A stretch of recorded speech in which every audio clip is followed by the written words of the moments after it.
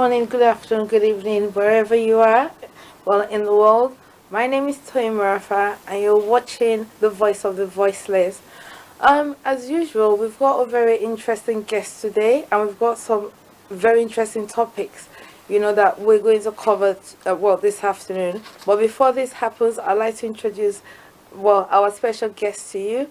This is Mr. Ayo Ogundimu. A lot of people will know him from his program CitizenAY. Yeah, but we're really, really privileged that he is here today and he wants to talk about a lot of things with us. So welcome to the show, Mr. Ogundimu. Before we go any further, would you like to give a brief, biography about yourself? Right, myself, nothing too much to write home about really, except to say I'm a Nigerian that's passionate about all things Nigerian, in fact African I should say. I've been doing a lot of research about my African roots because I feel at some point there comes a point in time in one's life when you're trying to find out who you are, yes, and you have all these questions and trying to relate it to where you are at this point in time. Right. So, and that has opened up a lot of new information that I've come across myself, not just for myself, from a host of different places. Right. And now that has actually led me to now be more proactive, particularly on the front of citizenship of Nigeria. Nigerians don't know their rights. That's one of the things I found out. I had a misfortune of being in a situation where I was in Nigeria. I was trying to help my mom, and I got defrauded by fraudsters. Really? And that made me awake to the real situation on the ground, that we haven't got healthcare in Nigeria because the government is not providing it. We haven't got the system in place to actually provide, to support you when something goes wrong. The police were not there. In fact, they're asking you for money. So all of that made me realize, okay, what's the real problem? And I kept digging, and I stumbled on the fact that millions of Nigerians, out of 200 million Nigerians, I'd say maybe 1% don't even, barely 1% knows their constitutional rights as laid down in the Constitution. Oh, wow. And that's why I started the page CitizenAY, and I've been pushing on that, hard, very much. And that's opened more avenue to different things, and how that Constitution fits into things like infrastructure, things like solar panel, and how we can empower people. So yeah, it's sort of snowballed. But yeah. So yeah. Which is one of the reasons why we're glad that you're here with us, because I've been talking to people that know you, and I've been watching a bit of your show, and a lot of people out there that have been following the show, they know that one of the things we're passionate about, just like you, is the fact that we'd like our community to know about our rights. We'd like our community to know about our identity, to be able to identify who we are, and be able to know the rights and wrongs sometimes, especially with this knife crime epidemic. We've got loads of kids that are out there that they don't even know where they come from. Yeah, and that's one of the reasons why we're having this show. Without any ado, let me start throwing questions at you. Okay. And the very first question I'd like to talk about is the rights of children in Nigeria. Okay. Now, this will be very strange because the show is Voice of the Voiceless, and is pertaining to knife crime epidemic. But the reason why we're doing some researches into this is that some of the women, the single mothers, or even the parents that are affected, unfortunately a lot of them haven't got papers. Now, from what we know as Nigerians, sometimes the cure for a troublesome child, I like to use troublesome, I don't want to use preparator or victim. Misguided is even better. Thank you. So the only option that'll be left, that'll be available in order to protect such a child's life or to protect the society, is to send them back home. Indeed. Because you can save someone that way. But before you do that, you want to have that social responsibility of knowing what the child is going back home to. Yes. So what do you think with regards to the children's rights in Nigeria? What advice would you give to the people that are in this situation? For Nigerians who are unfortunately in that situation where they have a misguided youth and that they haven't sent back home to get them to understand true value of life and what it means to be responsible. There are a couple of things that they should be taken into account. We have something called I'll read it to you, Nigerians Child's Rights Act, that was brought in 2003. It's to domesticate the Convention of the Rights of the Child. Now, it's passed for the federal at the federal level. However, for it to be effective, the states assemblies have to adopt it. They have to start it. So it's going to be, I don't think it's fully on ground in Nigeria, although we have the act in place. And the federal government has adapted it as from 2003. So that is not something we can literally really rely on, because when it comes to really for the kids to make them know their rights, it's not going to be effective on the ground as it were. However, having said that, we have this is an opportunity for Nigerians to. And for the kids who are unfortunately going to be sent home, well, not unfortunately, actually, we need to start looking at our country from a very positive point of view, because they will learn about life from a different perspective. And I think that's probably a better way to look at it. Now, one of the things that like I said earlier on at the beginning, at the top of the introduction, was I mentioned our lack of knowledge of the Nigerian Constitution. Now, this gap will be filled. That knowledge, that the rights of the children, can be summed up in two sections of the Nigerian Constitution, and that's Section 33 and Section 34 of the Nigerian Constitution. And I'll quickly read through that for you, so you can get an idea of what something that you should make them aware of. That is a very, very important thing for them to know if they are having to go back to Nigeria to live and readjust to get a sense of perspective of life. So I'm going to read to you Section 33. Every person has a right to life, and no one shall be deprived intentionally of his life, save in execution of a sentence of court or in respect of a criminal offense which he has been found guilty in Nigeria. Now, there are more sections. There's Section 2, which is, but that again, that goes into something to do with if a person shall not be regarded as having been deprived of his life in contravention of this section if he dies as a result of such extent as in circumstances permitted by law. So anything that's happened under the law, and as long as it's within the remit of the law, say for example, if they passed a judgment in the court and they said, okay, that person is going to be sentenced to death, then that's permitted because it's within the law. It's actually going to do justice. But what we're saying for the kids now, the key thing to know is that Section 33 states that you as a Nigerian citizen, you have a right to life. Now, not many Nigerians know that. And the reason why I talk about that is that there is a lot of incidents of, unfortunately, people being, when you hear someone say thief, ole, or whatever they call it, suddenly a tire comes out, suddenly a petrol comes out, and they're burned to death without somebody checking and knowing the facts or handing them to the police.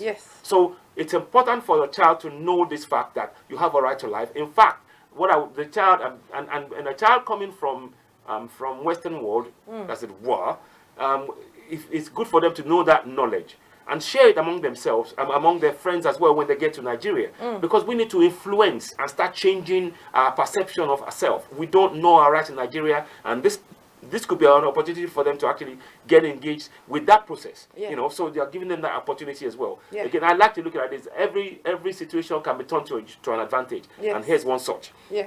Now, the next thing I want to talk about is Section 34. Every individual is entitled to respect for the dignity of his person, and accordingly, A, no person shall be subject to torture or to inhuman or degrading treatment.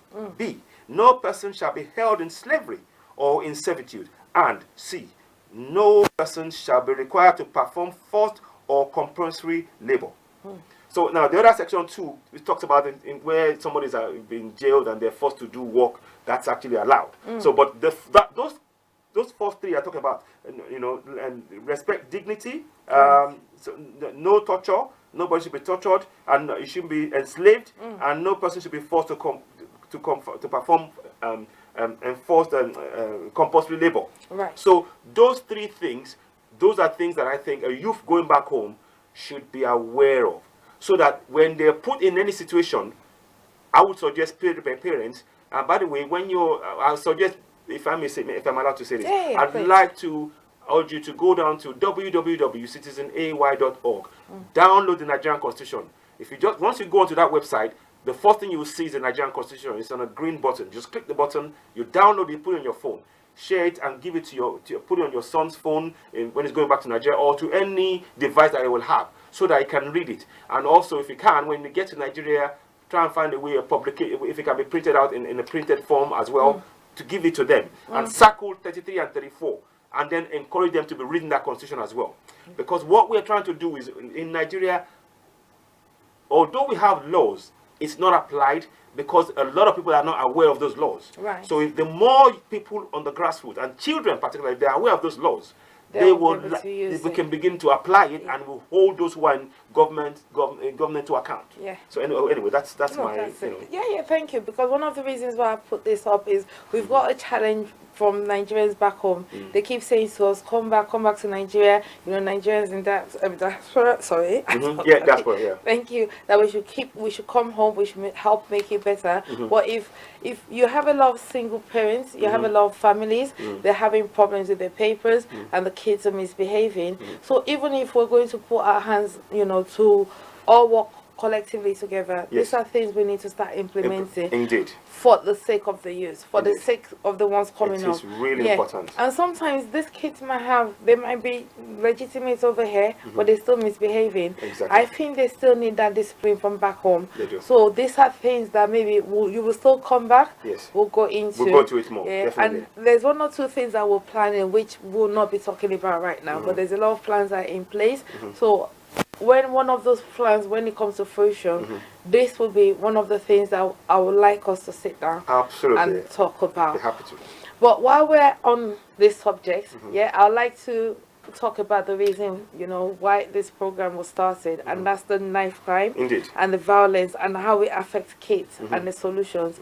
Now, for the past couple of weeks, I've been going after like churches because I believe they've not carried out their responsibility enough. Indeed. And to give them credit, churches are now coming out and they're prepared to work with us, and they've seen where the things that we need to do, how to work together.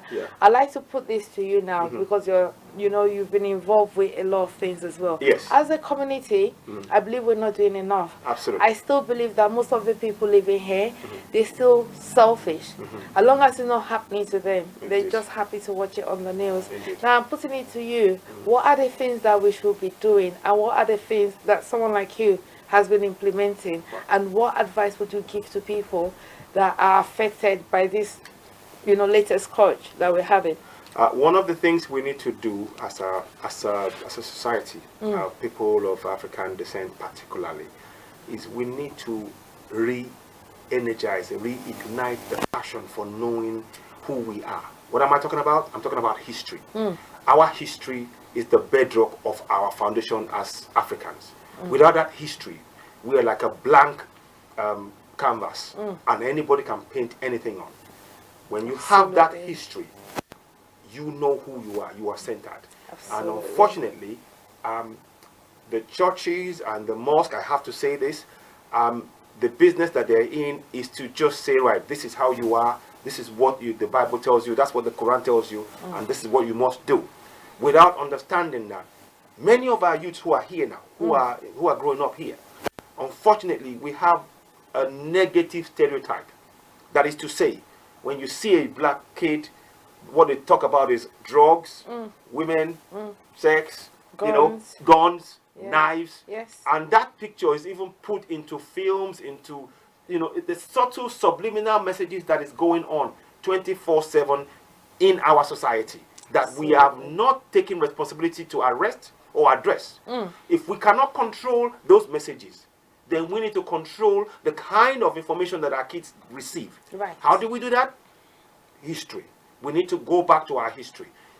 Like I said, many of our children, the history they know of all Africans, even West Indian kids, is the history of enslavement. That's true. But the thing is, there is a history before that. Many of our children, in fact, all of them, they don't know that before enslavement, before 16th century, Africa was full of many kingdoms. Kingdoms that the West, Portuguese, the English, the French, all of them, they came and they marveled. They marveled at what they were seeing. One example, the Benin Empire. That Benin Kingdom, I should say. The Benin Kingdom have to this day one of the largest earthworks, the largest walls ever, 10,000 miles surrounded the Benin Kingdom. But nobody will tell you about that history. 10,000 miles of wall, and it was over 2 meters high and thick as well. And some of those walls are still in existence today. And those walls, that tells you that when the Europeans came, and they came into the Benin Kingdom, they were amazed, because at night they had lights lit up at specific points that would light up the way, so you could see yourself going, you could see where you were going. And this was happening in Africa before they even conceptualized that idea in Europe. This is something that we must teach our children. I would urge you, just go on Google, type in Benin Kingdom, and you will see that information that I'm telling you. And what's more, in 1897, the British Empire, the British army, they came and they destroyed that kingdom. In February, I think 1897 is the day. And what we should be doing, we should be commemorating that day every year. So that every kid knows this history. You know, I'm just giving you a little snippet of information. There's a lot more. For example, the Yoruba Kingdom again. That was they called them expeditions. That was again dismantled. The Dahomey Kingdom was dismantled in 1895, I think. You know, so 1892. So there are so much information that our kids don't know about our pre-slavery period. Not even the kids alone, and the parents. So we need to, the information, if we don't have that information, let's start searching them out. Because we need to start with that. And I also urge, I'm asking the churches and the mosques now, if you want to stop the knifing of the kids knifing themselves, they need to know who they are. I'm urging you now, please get involved in knowing our African history before Islam, before Christianity. Start teaching that history, talking about the kingdoms. We had the Benin Kingdom, the Songhai Empire, we had the Oyo Empire, we had the Dahomey, we had the Mali Empire, we had so many empires, the Nok people as well. There's so many things that we can go into. And our kids need to know this. They need to understand that the richest man that ever lived, Mansa Musa, comes from Africa. And we need to be teaching that story, not just from a point of view of pictorial pictures alone, but reading it out, trying to quote, remember the places he stepped in Africa, the places that went along. Apparently everywhere he stepped, he had so much gold that he actually he damaged the economies as he was going from each place to the other in Africa and other places. These are history we should be talking about. Those histories, I'm sorry, the Bible and the Quran, they can't even stand next to it. And our kids need to know this. I'm not saying that to sort of put down the Christianity or Islam, but these are facts. Because even now, everybody generally accepts that the Mansa Musa is the richest man that has ever lived, including your Bill Gates and whatever you want to name it. And that comes from Africa. And it wasn't about notes. It's about the resources. It's about the gold that he was carrying with him as he went across to other places around the world. So we need these facts. So because when you have a negative self-perception, which is what many of our kids, and incidentally the parents as well, there is something that we are suffering from. We're suffering from a deep self-hate. In our society, we are not addressing that deep self-hate. When you see somebody doing well in your own society, rather than go and say, you know what, I am so happy for you. We're thinking, oh, how did you get there? You know what, I can do it as well. I don't, you know. We don't help each other up. We don't work with each other. So now, consequently, when the kids now have issues, we try and just do it in our own. Look, it takes a village to raise a child. That's true. It takes a village to raise a child. And we've lost our community along the way. We have work to do. The communities that are now being formed are in the churches and in the mosques. And we are telling them now, as well as doing your Bible studies and your Quran studies, I'm asking you now, even you as a pastor, even you as an imam, go and know your history, pre-Islam, pre-Christianity. It is important. It is important you know that. There is other things that we'll talk about. There's about 1884 Berlin Conference. There is something which I have to say is nothing short of brainwashing that we have all been going through, myself included. And it takes a lot for me to actually admit and say this straight out. It takes a lot. But you see, what has impacted us as parents is also now impacting our kids. Absolutely. And that's why they are knifing themselves. If you don't know who you are, then you are likely to take a knife and knife somebody that looks like you. Because that hate has been built up so much in you by the negative images you're seeing around you, and you transfer it. You transfer it. And when, you know. Yeah, sorry to cut you off there. No problem. What you're saying actually reminds me of something. A couple of weeks ago, if there was a lady here, Miss Cade, Felicia Cade. She's from America, and I was very privileged to meet her, so I invited her here. Unfortunately, I think the day we were meant to do the interview, a couple of days before that, a guy called Nipsey Hussle, I'm not sure if you've heard of it. I heard about it, yes. He died. I never knew him when he was alive. I'm one of those people. I don't jump. I'm not a bandwagon jumper. I never knew who he was. But what interested me about him was the fact that even though he was born in America, he was the son of an Ethiopian immigrant. His mom was American, but he tapped into his culture. He was going home, he kept coming back, and because of this, he was able to become conscious, know who he was, and give back to the community. Now, over here, when you're talking to a lot of people, including parents, I've tried to talk about culture, but it's always rubbish because people say, oh, we've outgrown that. We're not meant to have our culture. Yep, a lot of people will tell you, oh, it's got nothing to do with them here. Some of them with the best of intentions, but still, they still believe it doesn't have an impact in our lives. What would you say regarding that? You see, if you don't have your culture, you might as well not exist. Your culture makes you who you are. It makes you know your direction in life. And a person without that culture will be misled over and over again. You will not be able to organize anything. You will not be able to have a viable society, because the culture is the underpinning of any society. And that has been eroded from us for centuries. It is time we begin to harness and hone those cultures. I'll give you a simple example of culture. In the museum, I told you earlier on when we were talking about the 3,000 artifacts that was taken from the Benin Kingdom by the British Empire. They are still now housed in the British Museum. Only a fraction of it is held in the British Museum. I understand that there's many more that's held in other places that we don't even know. But what I'm saying here is that, you see, those cultures, those things that were taken there, they are part of our culture.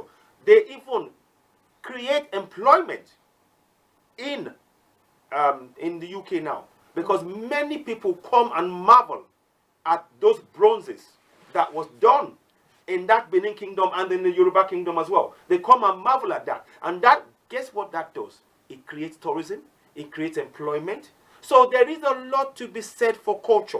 Culture is the basis for any viable society. If you lose your culture, your society ceases to function. And we are at that point now where we have no culture in Nigeria to speak of, or harness culture, where we're teaching our kids so that it's being passed down from one generation to the next. There is a break. There has been a break in our culture from the 1800s.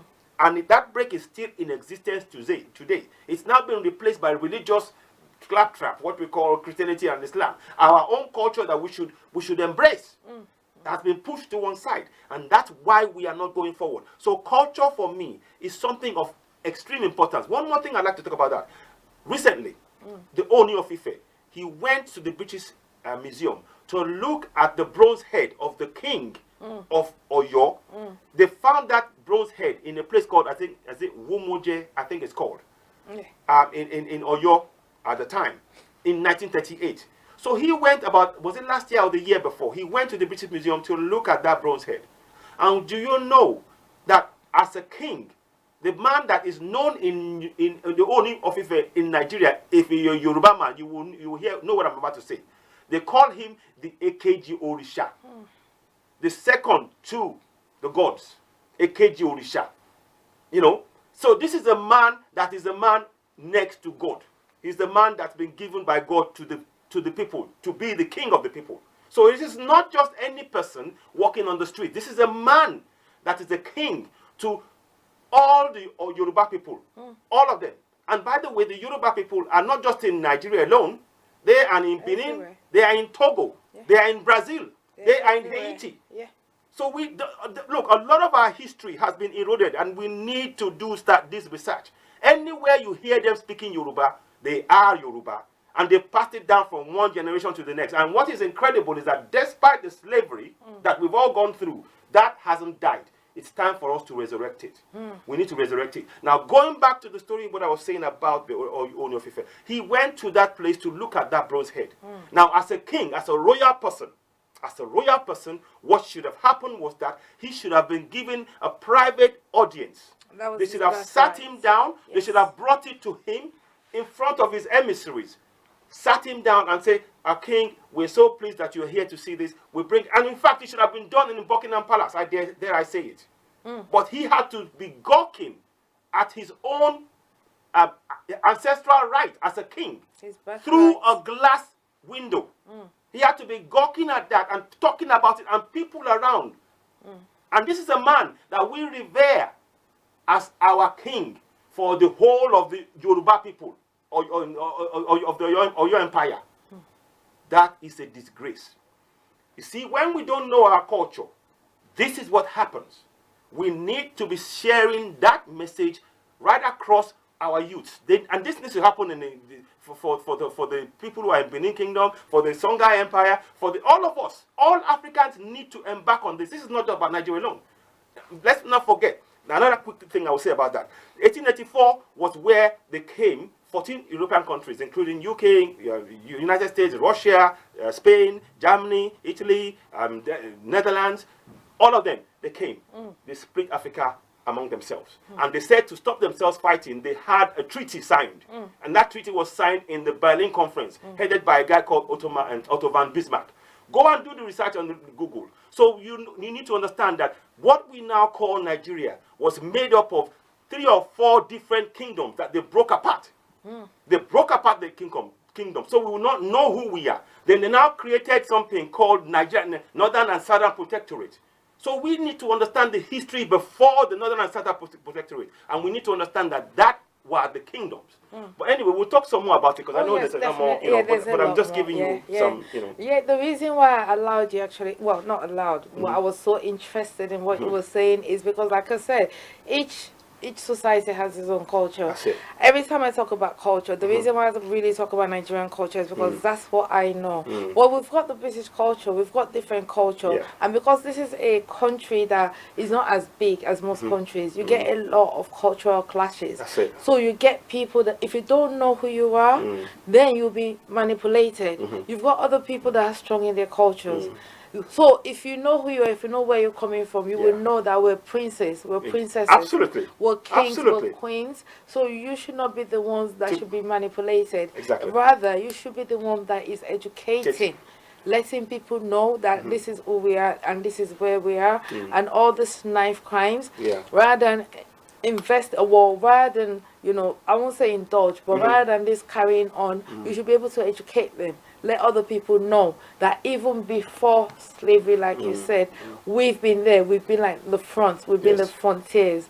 Even your culture as a British citizen, your British culture too, you should be able to know. Exactly. You should be able to realize where you're coming from. But like you said, and like I said before, we've got a lot of things planned, a lot of things coming up. So I'll be so happy to have you back here. Please do. For I'll us be to happy talk. to. Yes. For us to talk about this. Yes, there's a lot more we can teach the kids. Oh, there's so many. There's so many things we can teach the children. But right now, one thing I want us to talk about as well, again, quickly, is when it comes to things like, you had a quote from the Berlin Conference document. Yes, thank you. Yeah, if you I'm like going to read that quickly, to you. yes. I'll read that to you. Now, bear this in mind as an African. I want you to picture this. In 1884, I'm just trying to set a scene. They said they had a meeting because what was happening prior to 1884 was that one European country would come and take over a place in Africa, and they will be making a lot of money and gold and forcing and enslaving people. So another one will see them doing that and say, "Oh, I want some of that." So they came and then they took it.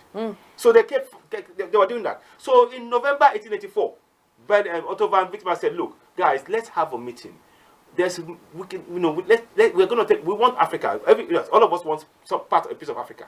Let's have a meeting. Let's make a treaty so that once somebody has got a place, we will not fight each other about it. We can do trade among ourselves to try and exploit those people and get what we can. Yes. So that's what they did at that meeting. At that place, at that meeting, the minute before they did that meeting, Africa owned 90% of the land of Africa. And even the ones that wasn't owned by Africa, there was some kind of illegal treaty that was done by the French and the English, whereby they said, oh, this is my protectorate and that protectorate. They were doing all of that stuff. Right. But essentially, all the land belonged to the kingdoms. And the kingdoms, obviously, as we know, had kings or queens.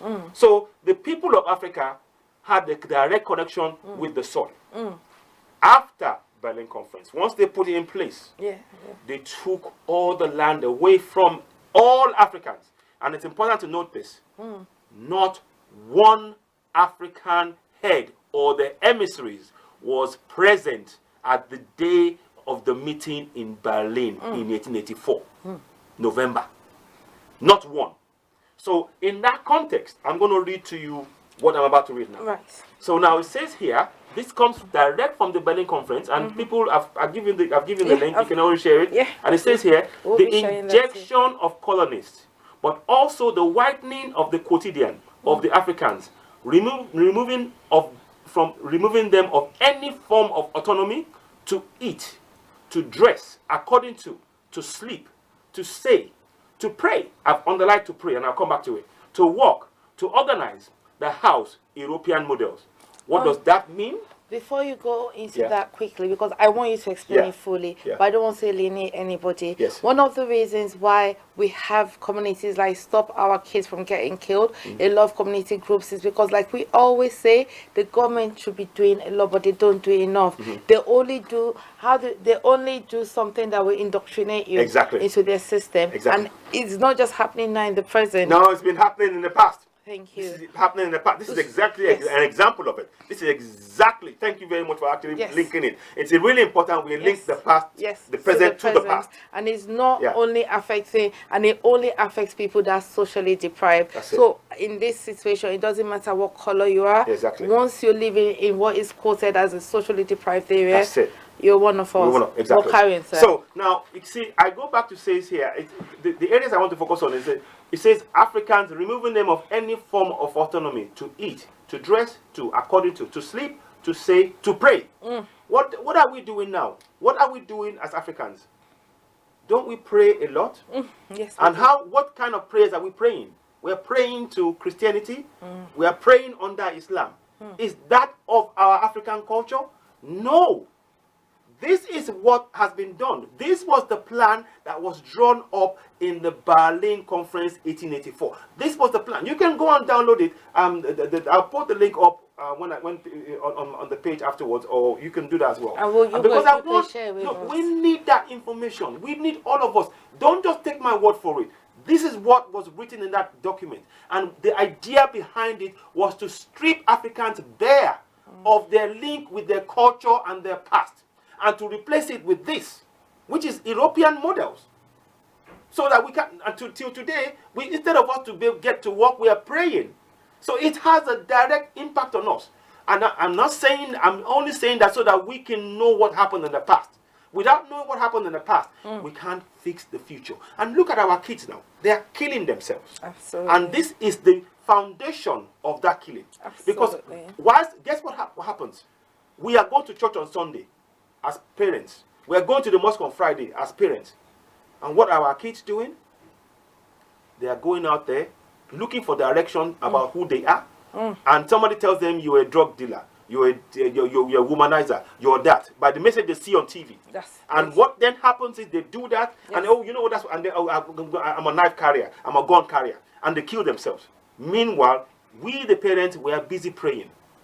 So tell me who benefits? We need a rethink in our society. I'm saying that as Africans, we need to understand that without our history, because once somebody knows their history, when a child knows their history, they are less likely to take up a gun or a knife. Because they know the size of who they are. They will know. They should know that the birth of civilization starts from Africa. Period. back of civilization, whatever civilization on this planet, the oldest woman that they've ever found on this earth is a woman called Dinkesh in Ethiopia. She's over 600,000 years old. She is in Ethiopia. So that smashes into smithereens any idea of Adam and Eve being the oldest people. It smashes that to bits. This woman is an African woman, and there's got records of her. It's not me. You can go and it's Dinkesh. It's her name. Dinkesh. Yes. In fact, I'll try and see if I can get that. Let me just get you information on that, because there is so much information that I come across. While is getting information about that, like I said before, even though what we're talking mostly about is culture and African culture, I'm just trying to let people know there's anybody that knows me knows that I place a huge store on education. We need to start educating ourselves. Absolutely. It doesn't matter what color you are, it doesn't matter what height, it doesn't matter what class, caste, wherever you come from. Once you live in a socially deprived area, you're one of us. We're all one. So we need to put our heads together to see how we can sort out this knife crime violence. And even though all the division might have started back home in African countries, the thing about system, when we talk about government system, is a set system. He's gone through a lot of practices, there's a lot of things that they've put in place that works over the generations. So even though it's been diluted, it's still the same thing that is happening here, even over here in the UK, in England. Hence you see children or youths not knowing their identities, not knowing who they are, not knowing where they're from, and they can't really relate to the parents, because even the parents are even more confused. They're more confused than the children, and this is the results, the end results of what we're having. Indeed. But yeah, carry on, sir. Now, her name is, like I said, Dinkesh, Dinkesh, D-I-N-K-I-N-E-S-H, and she is actually 3.2 million years old. You hear that? She's 3.2 million years old. The oldest person to ever walk this planet is that woman. I feel like a teenager next to her right now. So, look, these are the things we should be teaching our children. It's in Google. It's just Google it up. Type it in. I'll just say again. D-I-N-K-I-N-E-S-H. It's Dinkesh. Now, they call it Lucy, but the real name is Dinkesh because it's found in Ethiopia. This is in Africa. That is the oldest person to ever live on this planet. Is an African. These are the things you need to know. So forget the story about the Bible or the Quran. All of that is these are facts. You can back up what I'm saying with facts. So these are histories that our kids need to know. We need to open their minds. What's been happening now is that mind is being constantly fed with all this false information. Food that is making them behave in erratic and bad manner, killing themselves. That's true. But us families, us parents, we don't even know our history. We need to be doing research like this. We need that. Somebody telling you, in the beginning there was Adam and Eve. This knocks it out of the water. She's 3.2 million years old. There was no mention of Adam and Eve. She's the oldest person living. So that beginning they're talking about is nonsense. I'm sorry to say it, but we have to be frank with ourselves. We have to be frank. If we want to rescue these kids from this knife and gang culture and gun culture, we start with their culture and their history, re-empowering them to know their greatness. They walk in power. They walk in greatness. And I'm not saying that out of any exaggeration. There are so many places. The first places with story buildings that ever built on this planet was in Africa.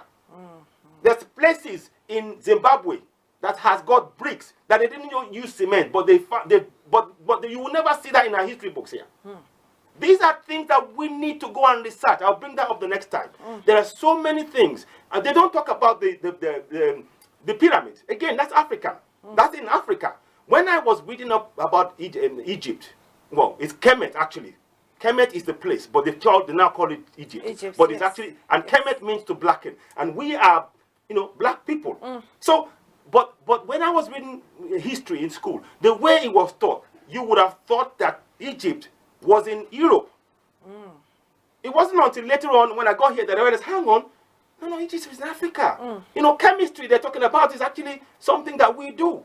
It is something that is of us. Because a lot of the history started from started- when Alexander invaded, you know, and But Alexander before that, obviously it started from before that. But a when lot they of the ones that we are taught exactly was from when selective. Yes, that's the word. Was when Alexander, who was the Greek king then, when he invaded and he gave Egypt to one of his generals That's it. shortly before his death. That's So it. that's where our education starts go. from. There you But go. you have a lot from Exactly. before that. You see, yeah, I mean, the pi, for example, 3.22, that is an Egyptian, that's what they use in doing the pyramids. Till today, the best European cannot break down that 3.22, that 3.21, that thing, that the pi thing. They can't break it down. Yeah. But that was done in Egypt. But they keep telling you it's Pythagoras theorem. All of that comes from Egypt in that's Africa. Many of these things, our African youth need to know this. They need to know. Somebody was telling me something about I'm waiting to get those facts about the Yoruba people, that they have some sort of there's somebody, a reporter and a researcher or professor mentioned something, but I don't want to give the exact details until I get it, but it sounds interesting, and I will reveal that at the next time. But what I'm saying here is we need to get our kids to get excited about their past, about their history. Start researching it. Because when they are doing that, guess what? When they are doing that, they haven't got time to go carry knives around. Absolutely. They are going to understand the greatness that lies within them, and then realize it and bring it back to life. Absolutely. We need to bring Africa back to life. The only way that would happen is if our youth are connected back to it. We need you to do it. We do. Thank you very much. That was very, very interesting. It's eye-opening as well. There's so many things. I thought I've learned a lot. I thought I did a lot of research, but there's so many things I learned myself tonight, and I'll be going out there as well to do more research. Google it. Just Google this stuff. I mean, there's a guy that I want people to look at. There's a guy it's an African guy, Sheikh Anta Diop. That name, Sheikh Anta Diop. Sheikh Anta Diop. That guy, he was the one who conclusively proved that the pharaohs were black, and he proved it at the UN conclusively that nobody could doubt it till today. And he's written several books about that. Civilization of Barbarism is one, and I've got that, and I urge our youth, if you are 16, 17, 18, get that book and read. We need to reorientate our brains as Africans. We don't know who we are. We don't know the greatness that lies within our DNA. And I'm not saying that out of being bragging. Without knowing that many of those things that we are calling inventions have been discovered a long time ago in Africa. And I'm not boasting, but these are facts here, and we have to start writing our own stories. Absolutely. For too long, we've let somebody else write a story and tell us who we are and stereotype us. We need to take that over. Before they wrote anything called a Negro land, we had Oyo Empire. Yes. We had Songhai Empire. Yes. We had the Dahomey. We had the Mali Empire. We had the Ghana Empire. We had all of these empires before they even conceptualized the idea of Negro land. Because that's what they wrote when they came to try and to brainwash us. They first tried to wipe away our kingdoms and then put across it Negro land. That's where it started. Wow. Wow, I love to keep talking about this. Well, good morning, good afternoon, good evening, wherever you are. This is Toyin Marafa from Voice of the Voiceless. One of the reasons why I'm so happy you're here is because, please, don't take offense if you think I'm only talking about my culture. That's what I know, that's what I'm versed with. Yeah. Whatever your culture, whatever your nationality is, please research. You need to be the forefront, for these kids. So whether you're Ethiopian, whether wherever you're from, even the British, because Britain has its own culture. Exactly. And those cultures even started as well before slavery. So please, we need to empower the kids. We need to give them all just things. On that thing you're talking about Britain as well. Yes. Just so the black people were known in Europe as Moors, pre-7th century. Yes. And many of the things that were happening in Europe, in those days, no lie, Europeans were throwing the feces and things outside on the ground. And the Moors came to teach them. So these are facts that we won't get taught. These are things that, the Spanish university, the first one in Europe, We built it. And don't forget, we had in Timbuktu, we had universities long before, but nobody's talking about that. So, you know, again, the oldest church in the world, nobody will talk about it. It's Labella in Ethiopia. But nobody, and it's built from a stone. It's built from a mountain. But nobody talks about that. Instead, we're talking about Rome. So we need to be, as Africans, if that's what they believe as their oldest in Europe, that's fine. But in Africa, for Africans, it's important we understand. We understand our... And even the Bible, the versions of the Bible come from the Ethiopian Bible. So we need to understand that what we are, you know, we've got to understand here that a lot of stuff that our kids have been taught, we have been miseducated about who we are. And we as people, we owe it to ourselves as a community to get together, understand who we are, and be able to pass that forward to the next generation, knowing we've done our bit. That's it. That's the word. That's the word for it. We have to sit down and come together and sift through and know what to pick, what to teach those kids. You see all those things they talk about, drill, grime, all those ones. Whose fault is it? You can't keep blaming the government for everything, because like we were saying, the government is established. They've already established from back in the days. Yes. Is the system that is still carrying over. That's why we feel cheated. We think, oh, the system is always for the wealthy at the expense of the poor. It's not like that. It's because even the government themselves, rather than sit down and educate themselves about these things, so that they'll be able to move with the times, you know, they'll be able to, when social media came into being, if the government, the people in power themselves sat down and know what it is, what it means, you know, where the power came from. I'm telling you, the system will not be governed this way. There'll be a lot of enlightenment. You understand? All this sense of entitlement that some people have will be stripped away, because it will always be about the children. Well, you know, it's not about me. No. I mean, thanks for having me, and I know it's there's a lot more. There's a lot more that I want to talk about. In fact, there's a few things I spoke to you about earlier on that I wanted we need to discuss to open our eyes. And it's just about making us aware. I know when we talk about things, people say, why are you going backwards? Well, look, you have to go 58 years. Exactly. If you don't go backwards, you can't go forward. Absolutely. You know, and in Nigeria, for example, and many countries across Africa, things are failing. So we need to go and investigate what happened in the past to be able to fix our future. To fix the future, right? And that needs to happen in this country as well, because most of the things the way the system is being run has been set in stone as well. That's it. All the things on the there's some things that needs to be thrown out, and new things need to be brought in. But sometimes even politicians are selfish. As long as it's going in their favor, they don't want to, you know, they don't want to sit down and research and strip the bad things away and bring in the new ones. Unfortunately, we're out of time now. I love to, Times, just for time. I love to keep talking about it, but without a shadow of a doubt, you know you're coming back, and you're coming back very soon. Even if it's not next week, but it might be the week after. Well, I'm hoping to see you one more week, because there's a lot of things that we need to sit down and talk about in the background, then bring it over here. So he might be my guest next. Well, I'm trying to twist his arm to make sure before he leaves. I've got a commitment from him, but there's so much more to come, and we will be talking about the system, you know, the government, and how it's affecting the youth as well. So, well, thank you very much for for today, and thank you very much for being here today. So hopefully we will be able to talk about this. We have to go into it again, like I said, much more next week. But in this case, I want to be able to relate it to our system here, and all the cultures. And I mean, what I should say actually, when everything I'm saying here in terms of people knowing themselves, when you know who you are, wherever you are on the planet, then you will fit in. This message is not just for going for Africa alone. When you know who you are, then you can fit in anywhere, knowing who you are. But when somebody puts you on a blank piece of paper and tells on blank canvas and tells you this is who you are, they can rewrite your history. They can rewrite it, and that's what's affecting them now. That's right.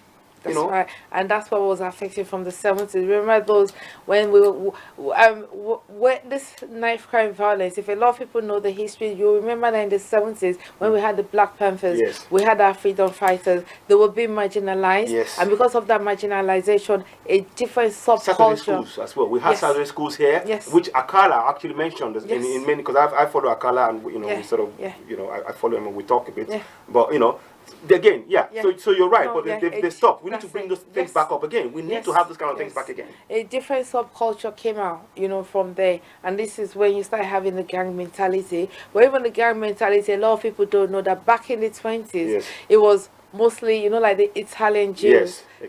Because they needed, the power and the money there. But yes, we will go into them much more. Not right now. Thank you once again for watching Voice of the Voiceless. My name is Toyi Marafa. You've been listening to the, can I use the lovely Mr. Ayo Ogundimu, CitizenAY. Hopefully we'll see you again next week. Thank you for watching. Have a good afternoon.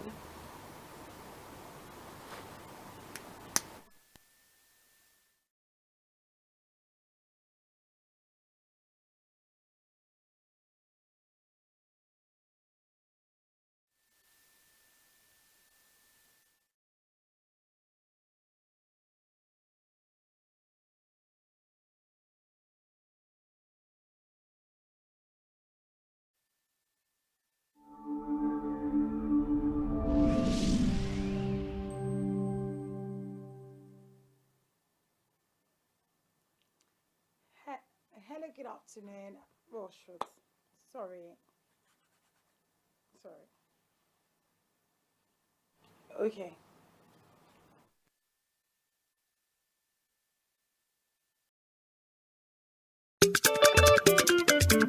Ó ti yá gbogbo aláyẹyẹ pẹ̀lú ní pàtì àti ilé ìjọsìn ẹ fẹ́ ṣe polówó Heritage TV Heritage TV wọ́n bẹ nílùú London o Heritage TV wọ́n fọwọ́ wọn sọ̀yà o Heritage TV. ẹ̀yin aráàlú London ǹjẹ́ ẹ ti gbọ́ pé iléeṣẹ́ Heritage TV tún ti gbé àrà tuntun yọ o gbogbo àríyá yín pátápátá la ó máa bá yín polongo rẹ̀ jákèjádò gbogbo ayé ká máa ṣayẹyẹ ní London ká sì máa wò l'Amẹ́ríkà ní Nàìjíríà àti káàkiri àgbáyé lẹ́sẹ̀kẹsẹ̀ àti lójú kan náà bó jẹ́ lórí fídíò tàbí lórí photograph tó mọ́lẹ̀ yékéyéké Heritage TV ní bàbá o gbogbo àwọn ayẹyẹ yín bí ọjọ́ ìbí ìsìnkú àgbà ìgbéyàwó àjọ̀dún ilé ìjọsìn yín Heritage Television ní kẹ́ ẹ máa bọ̀ tààràtà ìlú London la wà United Kingdom la tẹ̀dó sí ẹ kàn sí wa lórí ẹ̀rọ ìbánisọ̀rọ̀ yìí 020-800-46100 tàbí lórí ẹ̀rọ alátagbà wa ayẹyẹ@heritagetv.co.uk àti lórí ẹ̀rọ alágbèéká 0734-123-4560 Heritage TV